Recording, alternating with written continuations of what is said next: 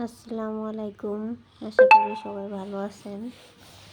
আমি আজকে আপনাদেরকে দেখাবো মাছের ডিমের ভাজির একটি সহজ রেসিপি। তো আমি প্রথমেই গরম তেলে দিয়ে দিলাম আস্ত জিরা, এরপর দিয়ে দিব পেঁয়াজ রসুন কুচি, এখন দিয়ে দিব কাঁচামরিচ,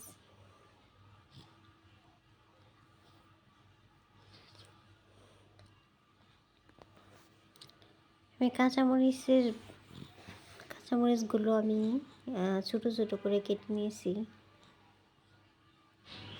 দেখতেই পাচ্ছেন। তো ভাজার পরে এখন আমি পানি দিয়ে দিব মশলা কষানোর জন্য। তো এখন মশলা কষানোর জন্য পানি দিয়ে দিলাম। তো আমি এখানে দিয়ে দিলাম পরিমাণ মতো স্বাদ মতো ধনিয়ার গুঁড়া, ধনিয়ার গুঁড়া, স্বাদ মতো হলুদের গুঁড়া, আর দিয়ে দিব লবণ।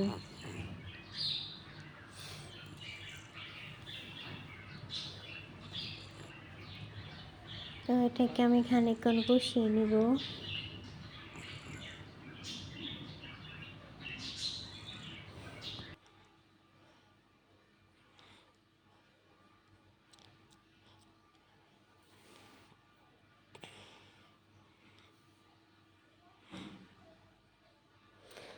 দিয়ে দিলাম জিরা বাটা, এটা আমি স্কিপ করে ফেলছিলাম, অ্যাকচুয়ালি মনে ছিল না, তো এখন দিয়ে দিলাম।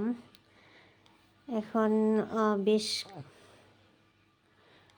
মিনিট সময় কষানোর পরে যখন তেল উঠে আসছিল, যখন দিয়ে দিলাম ডিম।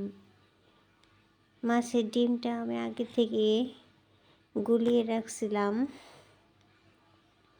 তো এখন মশলার ভিতর দিয়ে দিলাম, দিয়ে নাড়াচাড়া দিচ্ছি যাতে লেগে না যায়। এই অবস্থায় ডিমটা লেগে যাওয়ার সম্ভাবনা থাকে, তাই একটু ঘন ঘন নাড়াচাড়া দিতে হবে।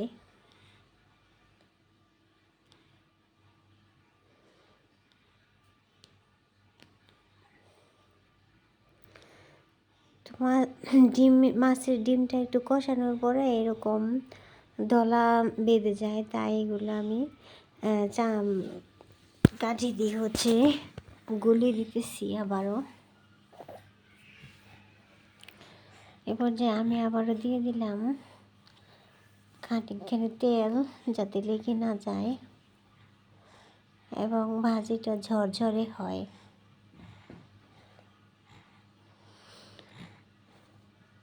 তো 2 থেকে 3 মিনিট নাড়াচাড়া দেওয়ার পর আমার মাছের ডিমের রেসিপিটা রেডি। তো আমি এখন এর মধ্যে দিয়ে দিব আবার ধনিয়ার পাতা কুচি, যেটা মাছের ডিমের ভাজিটা স্বাদটা আরও একটু বাড়িয়ে দিবে।